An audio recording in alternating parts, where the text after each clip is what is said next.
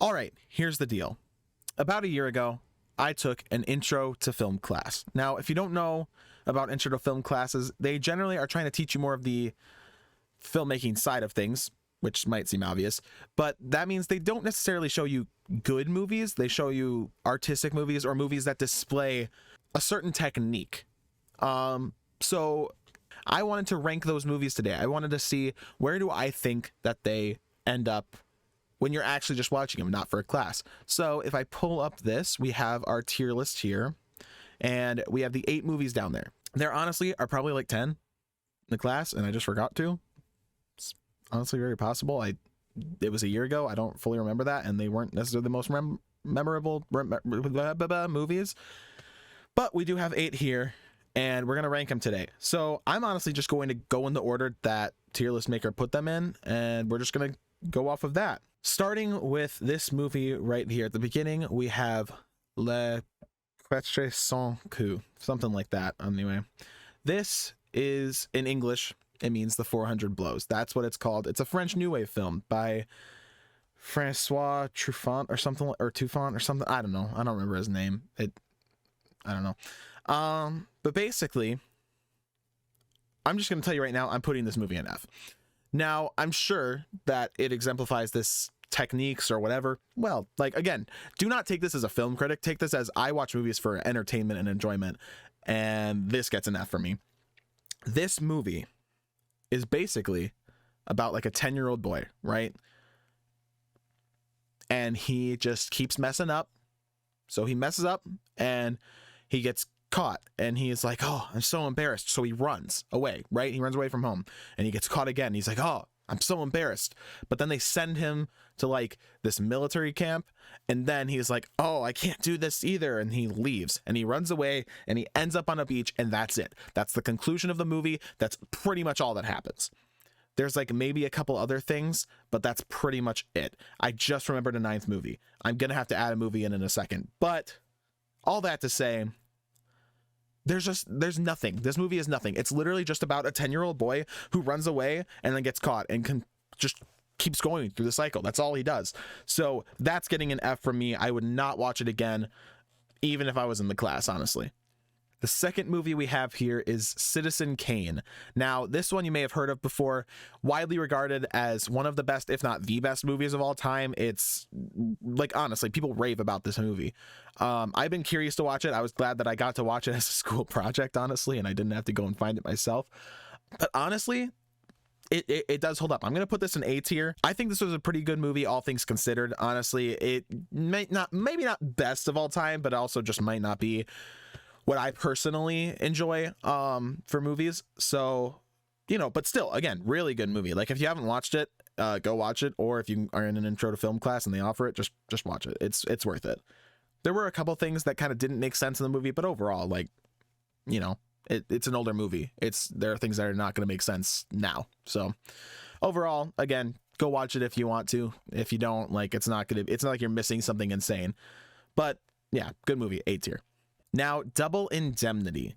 This one is an interesting one. I believe this is the first movie I actually watched in the class, and it actually has a really interesting premise. So basically, Double Indemnity is about an insurance salesman, and he, you know, goes to try and sell someone some insurance, falls in love with the client.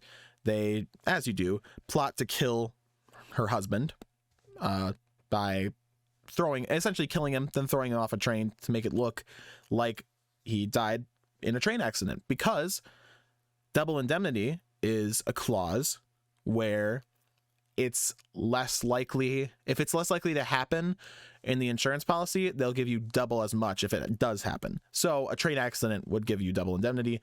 It would give you more money. So that way she would get more money, and then they would be able to continue their romance outside of this after they get away with their plot here, and life would go happily ever after, and they would get more money. So that was the basic premise. I'm not going to spoil too much more than that, but this was a pretty good movie, all things considered.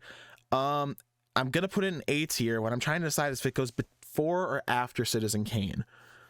I'm going to put Double Indemnity ahead of Citizen Kane, actually. I think it just had a little bit more of a more interesting premise, and maybe, again, that's just because it's the type of movie Maybe it's just the type of movies I'm more inclined to, but I do think that that was better than Citizen Kane.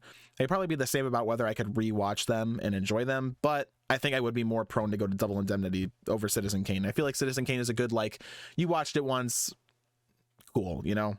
Now, moving on, Half Nelson. This is an interesting one. I believe it stars Ryan Gosling. It's, as far as I remember, I wasn't paying incredible attention to this, but it's like he's like a middle school teacher that is like also a drug addict. This seemed a lot like the 400 Blows in that it didn't really seem like it had much of a conclusion. There's some implied conclusions that are like, okay, sure. And I think it does do a good job with what it's trying to do, but again, it just seemed a little bit confusing. And again, maybe that's just me. I'm just going to keep that as a general disclaimer. Don't take what I've said this at the beginning, but don't take this as like, he's a film critic. Like, no, I'm not trying to be an amateur film critic. I'm literally just telling you from entertainment and enjoyment perspective. And Half Nelson didn't really do it for me, but it also wasn't as bad as the 400 Blows. So I am trying to decide between B and C tier. I think I'm going to put it at C tier just because I know there's another one coming up that will get put in either B or C tier, and I think that's a B tier.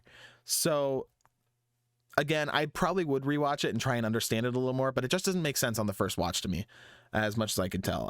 It was kind of confusing. I just didn't really like it that much. Now, Singing in the Rain. This is another classic. It's up there with Citizen Kane. People talk about it all the time. This, I think, is going to be an S tier. I think these three they're very close to each other in my enjoyment. I think that any three of these could be S tier and any three of them could be, and like any of them could be A tier.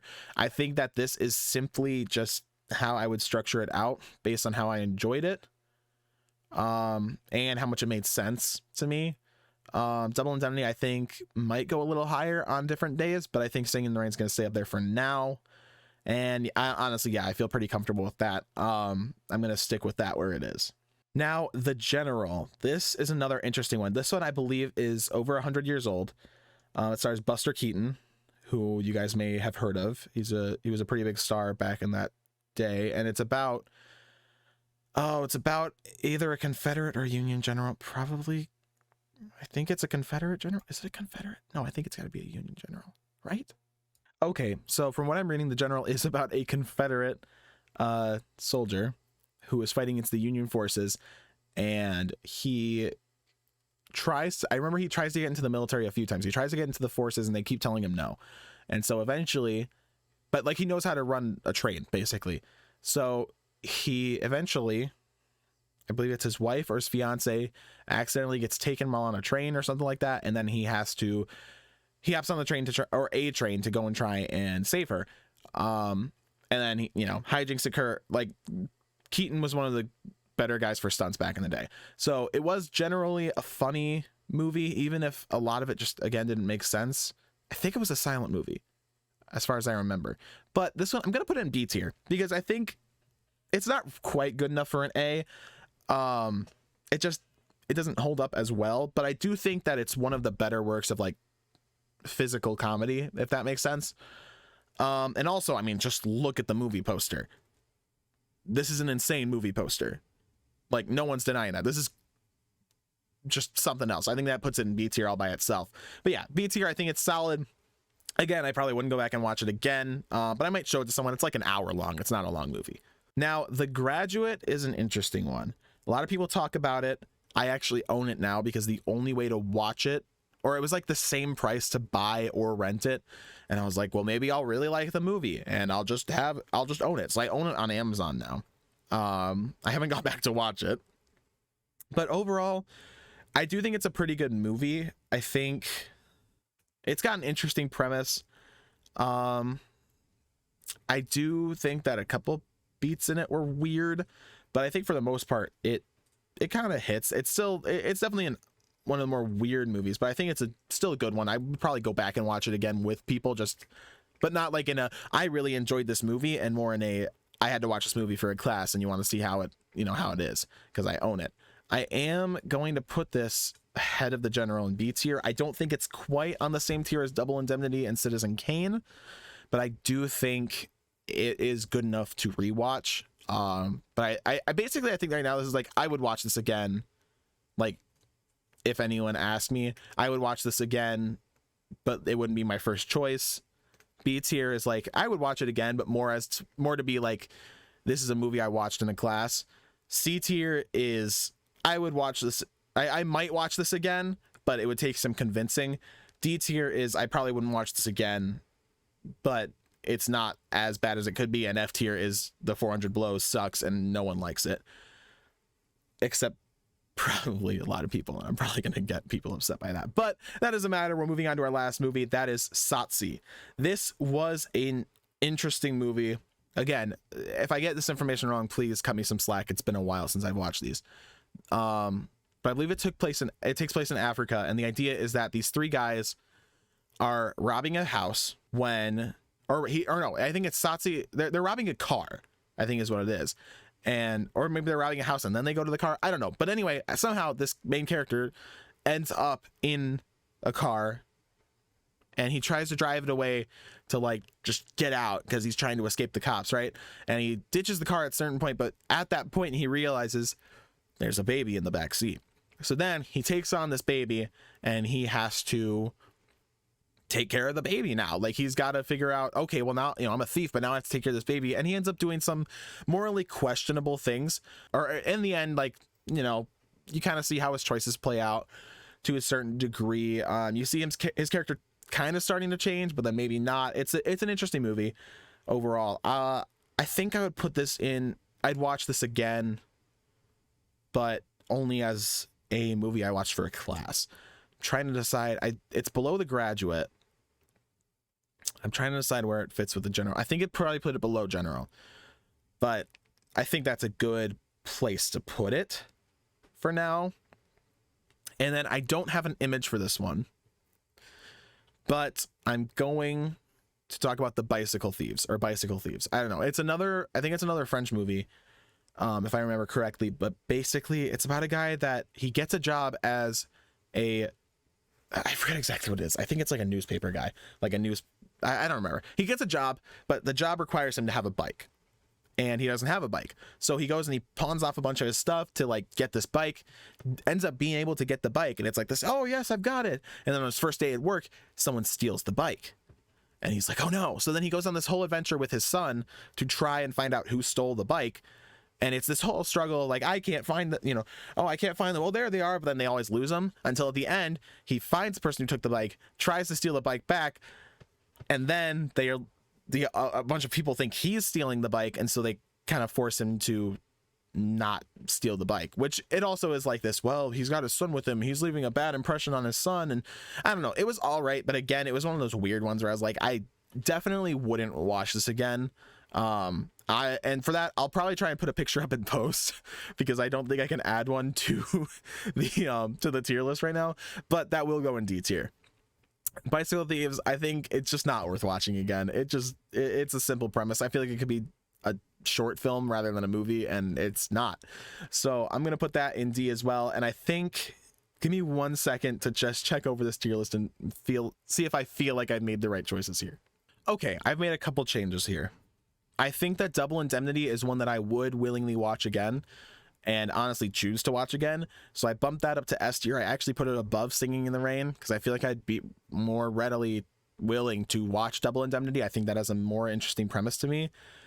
And I did move Satsi down to C. I'm going to bump it up over Half Nelson, though. I didn't realize that I put it below Half Nelson. I did put Satsi down to C. I think it's still I'd rather not watch it, but I could be convinced to watch it again.